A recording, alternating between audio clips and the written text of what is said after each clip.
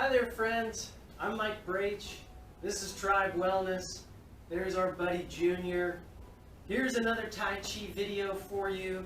In this video, we're going to work on some footwork and some postural components of a good sway. It's helpful for working on postural impairments associated with Parkinson's disease, postural impairments that are problematic with everybody as we age, or as I like to call it, fighting the Mr. Burns from The Simpsons posture, which we all know has that rounded shoulders, flexed trunk, forward head posture, this deal. It'll also help us work on our dynamic balance, which is always a good thing. So I want to make sure if you do this safely. What does that mean? If you need something to hang on to, or if you feel a little unstable, hopefully you've got something at home that you can hang on to the entire time.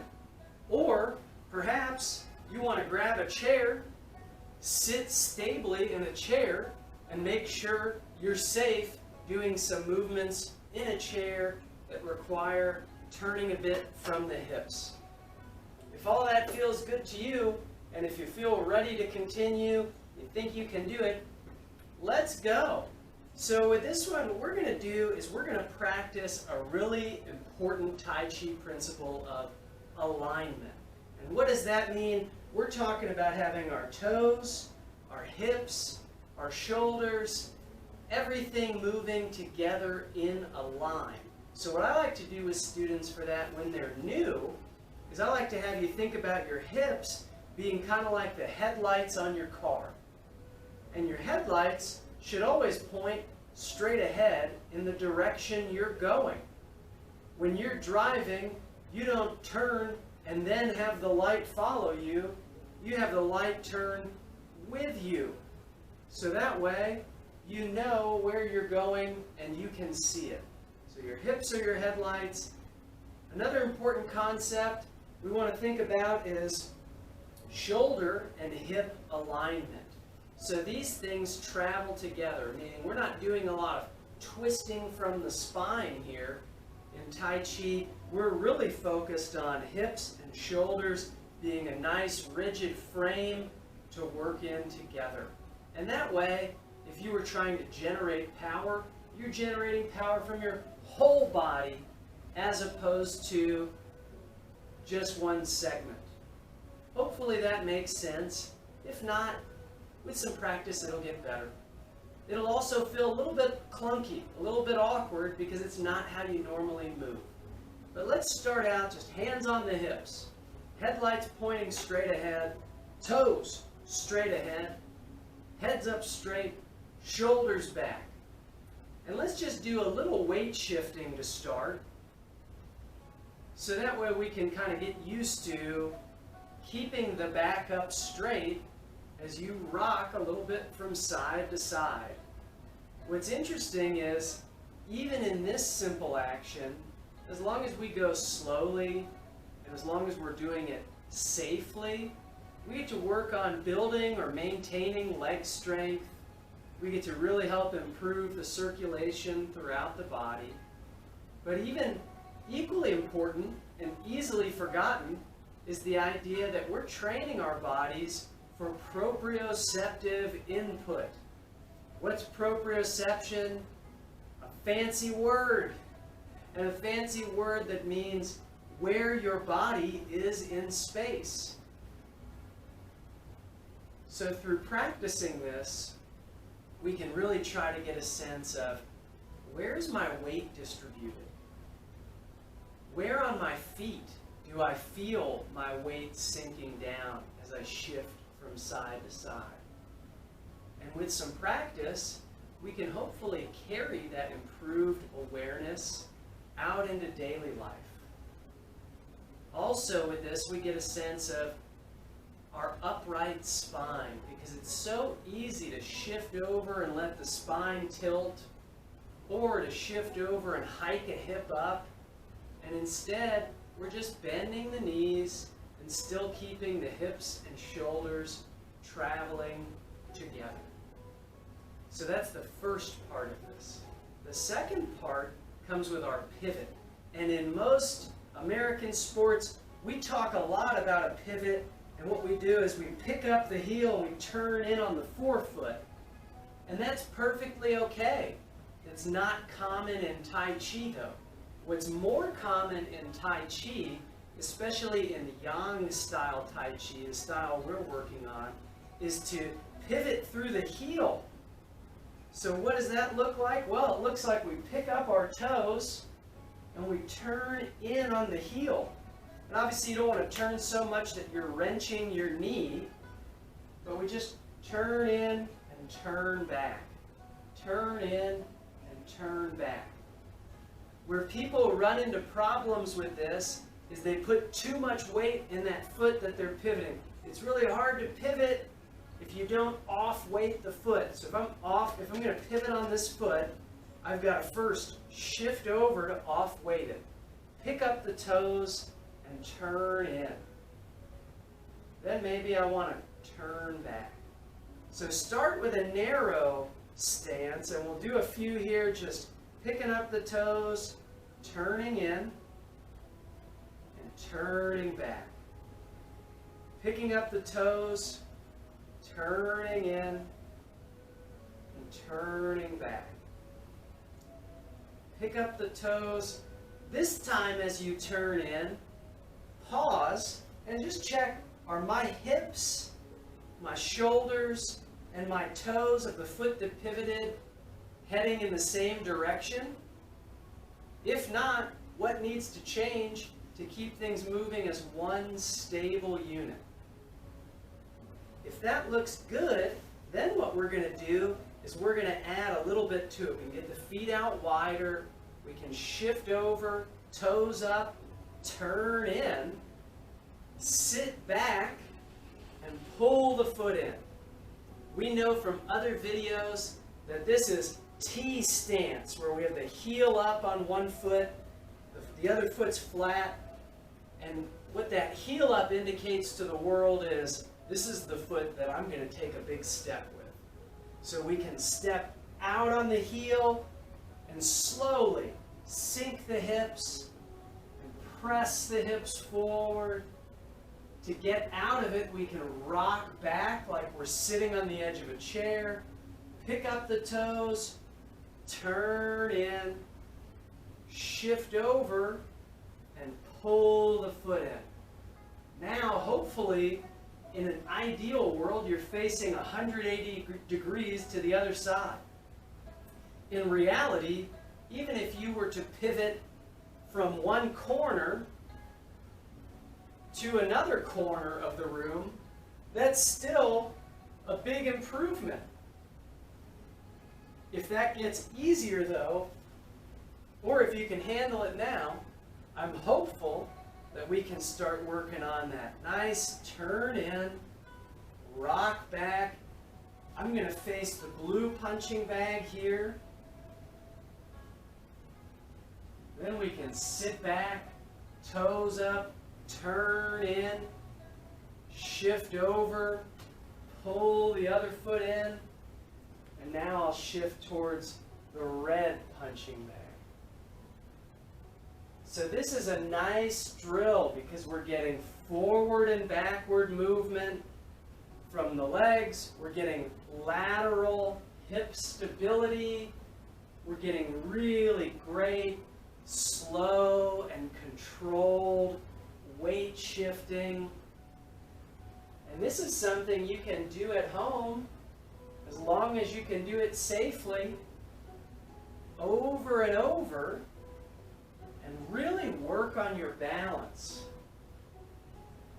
And you can really work on what a great research article in the 2012 New England Journal of Medicine called Improved Motor Control. So what does that mean? Controlling your movements and controlling your muscle activation while also doing things in a biomechanically correct way.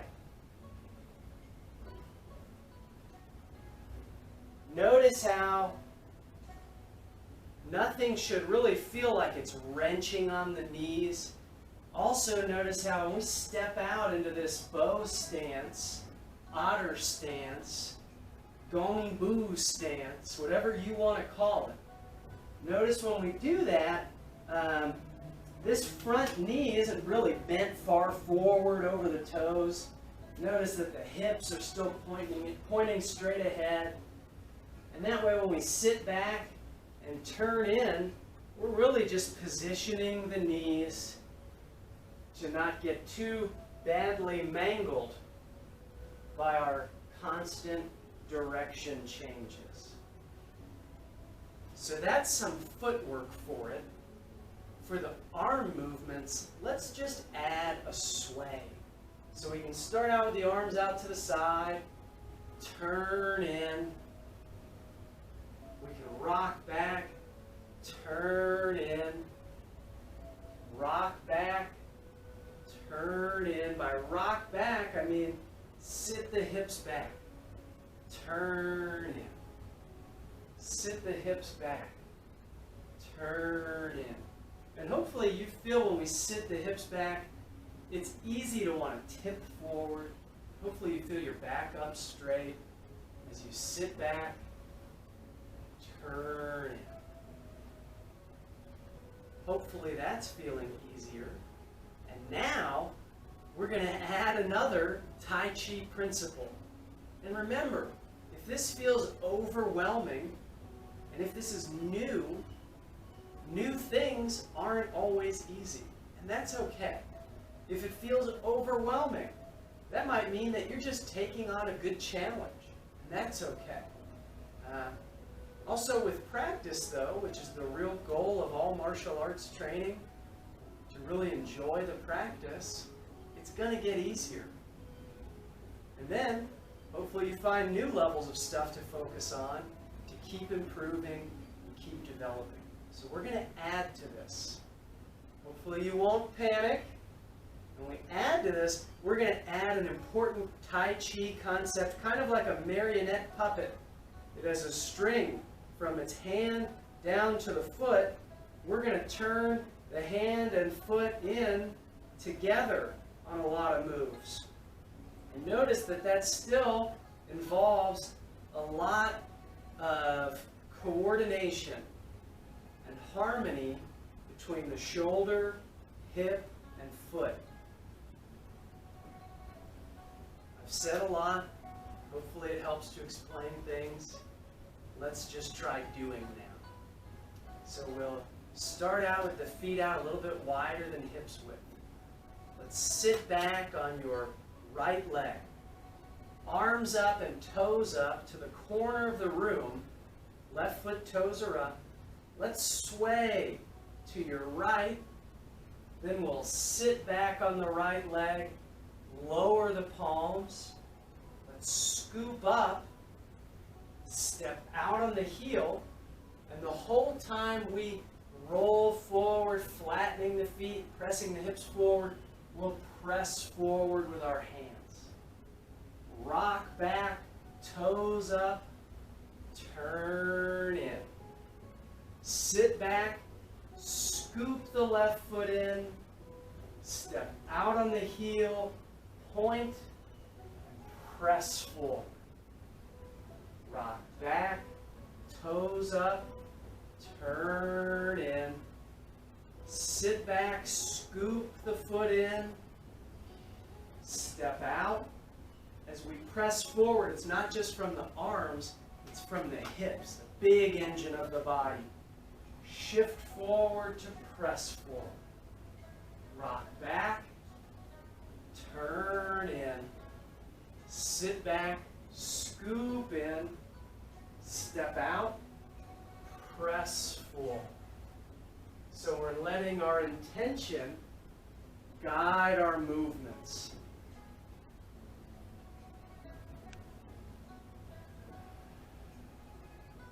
Letting the E guide the Chi. If that makes no sense to you, don't worry about it. It's one of the classic concepts or principles, though, Tai Chi practice.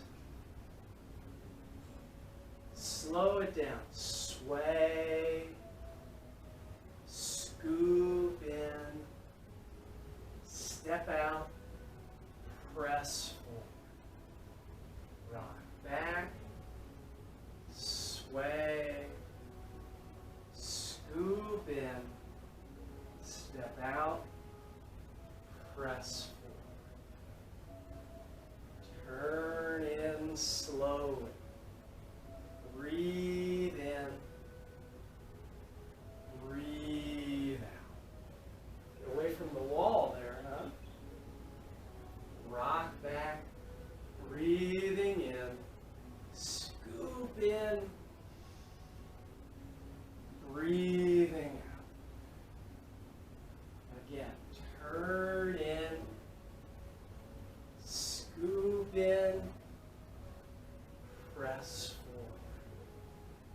One more. Sway. Gather. Step and press. Sway to the front.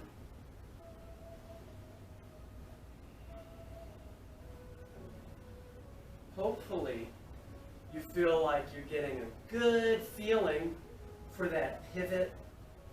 Hopefully, you've got a new understanding of shoulder, hip, foot alignment. Hopefully, you feel like even if you haven't mastered this, you've had a good opportunity to practice these skills.